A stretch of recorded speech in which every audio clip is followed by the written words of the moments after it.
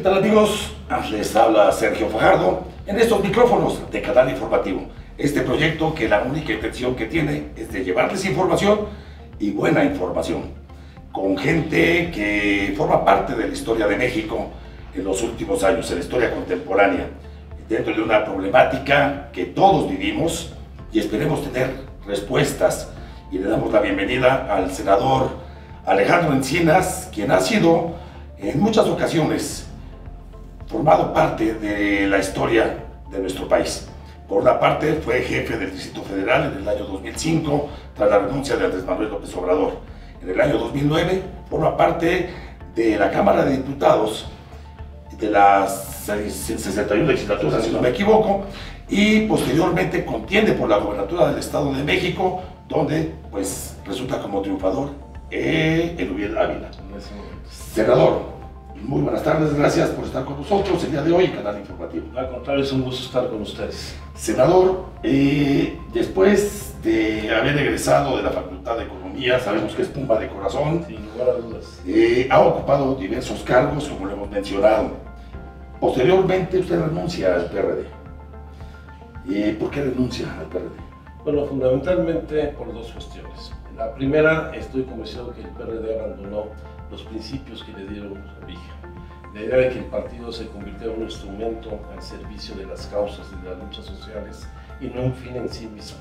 Y lamentablemente no solamente se trastocó la vida democrática de un partido que fue el más relevante, el más importante que haya construido la izquierda mexicana en nuestro país, sino que además pues se sujetó a los grupos de interés que representan lo que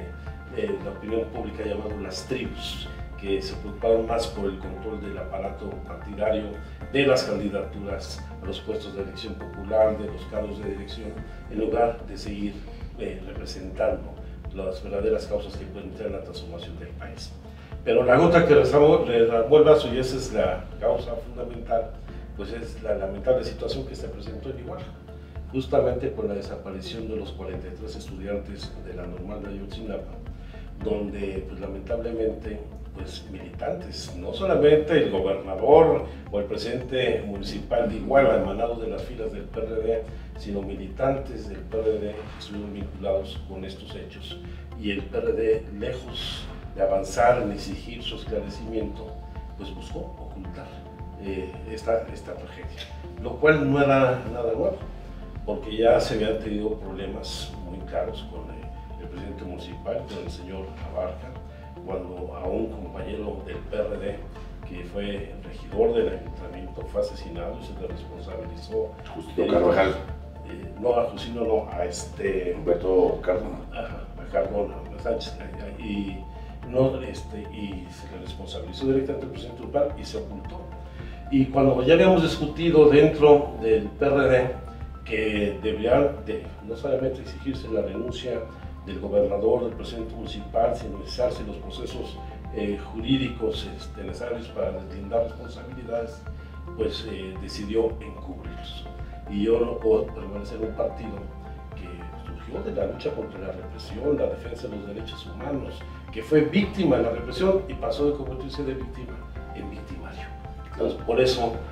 creo que eso fue la gota que derramó el vaso, y de ahí mi salida del Partido de la Revolución Democrática. En ese sentido, el punto de vista que usted nos da, precisamente de esa relación que hay con la desaparición de los 43, tendríamos que tocar el punto de la inseguridad que se ha desatado no solamente en Guerrero, sino en todo el país. Así es. La visión del senador. Bueno, yo creo que el problema de inseguridad evidentemente tiene sus orígenes en los problemas de desigualdad, de pobreza que tenemos en el país, pero también como estamos vinculados a la corrupción en todos los órdenes de gobierno. No es un asunto que es exclusivo de los municipios, como el gobierno federal lo ha querido señalar. No es un problema, como dijo el presidente Peña Nieto, de la cultura de los mexicanos. El problema de la corrupción pues forma parte del engranaje a partir del cual funciona este sistema político que hay que cambiar. Pero se ha formado parte ya cultural del mexicano, la corrupción. No, yo creo que no, de ninguna manera. La inmensa mayoría es una pequeña fracción de la población la que pues incurre en actos de corrupción, y más de esta magnitud de vincularse con la delincuencia organizada o utilizar las instituciones públicas para el enriquecimiento personal. Yo creo que estos problemas de inseguridad evidentemente tienen su origen, su causa en los problemas de falta de expectativas, de alternativas para el desarrollo de millones de jóvenes y de muchas personas en el país. Durante muchos años tuvimos algunas válvulas de escape de esta tensión social, lo que fue la migración de muchas mexicanas y mexicanos a los Estados Unidos, lo que fue su incorporación a la economía informal, no solamente en el ambulantaje, sino muchas actividades económicas que se hacen desde la informalidad y que pues, lamentablemente ante la ausencia del Estado, primero en todas las actividades de promoción, defensa del desarrollo rural, después de la reforma del artículo 27 constitucional, donde el Estado se retiró de todo lo que es la actividad productiva y dejó en el abandono a los ejidos, pues se generó un caldo muy propicio para que pues, la delincuencia organizada vinculada al narcotráfico no solamente sustituyera al Estado en vastas regiones del país, sino se convirtiera en la única expectativa de vida, de desarrollo para millones de personas. Entonces yo creo que ese es el problema de origen y hoy tenemos, pues lamentablemente, la peor situación en nuestra historia. Este 2017 va a ser el año más violento de los últimos 20 en nuestro país, y miren que hemos tenido años con una enorme violencia delictiva,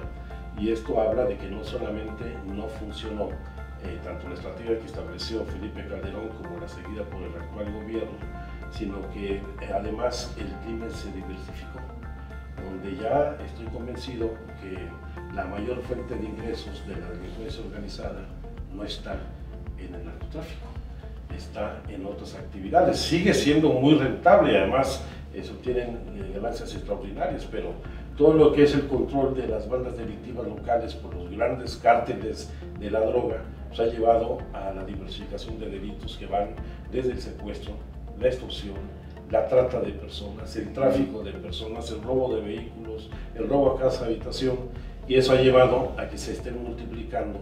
ya no solamente los delitos contra la salud, sino los delitos de mayor sensibilidad social, aquellos que afectan más a la población. Y también ha habido un cambio en el comportamiento de los grupos delictivos que tradicionalmente los vinculados con la droga respetaban a las poblaciones donde realizaban sus actividades, y hoy vemos como estos grupos no solamente han generado una situación de violencia y tensión, sino que han hecho dentro de las regiones que controlan pues verdaderos centros de conflicto y de explosividad social. En este sentido, la detención de los delincuentes, la participación de la Comisión Nacional de Derechos Humanos, de lo que la gente se queja mucho es precisamente de que salen en libertad por falta de pruebas por parte del Ministerio Público. Bueno, yo en primer lugar quiero defender las tareas que hacen las comisiones de defensa de los derechos humanos. Creo que efectivamente las distorsiones y la corrupción dentro del Poder Judicial ha llevado a generar esta percepción pública contraria al trabajo que realizan los organismos de defensa de los derechos humanos, porque efectivamente muchos delincuentes salen, pero no porque la Comisión de Derechos Humanos lo defienda, sino por el problema de la corrupción y la impunidad que existe dentro del sistema judicial, y es ahí donde está nuestro principal problema. Yo digo que en el fondo no es la corrupción el principal problema, es la impunidad por la corrupción del Poder Judicial, porque todos sabemos dónde están los actos de corrupción, quiénes son los delincuentes, pero quienes encuentran subterfugios legales o incluso violan la ley para otorgar la libertad a gente que ha cometido delitos, pues son jueces corruptos, magistrados corruptos, y es ahí donde tenemos uno de los mayores cánceres dentro del sistema político de nuestro país. Es el amiguismo, el compadrazgo que se llega a dar, y por otra parte el caso de maquillaje que se da, el caso de los gobernadores, por ejemplo de Veracruz, el señor Duarte, de Yarrington, se simula realmente la detención, hablando de tantos millones que afectaron al erario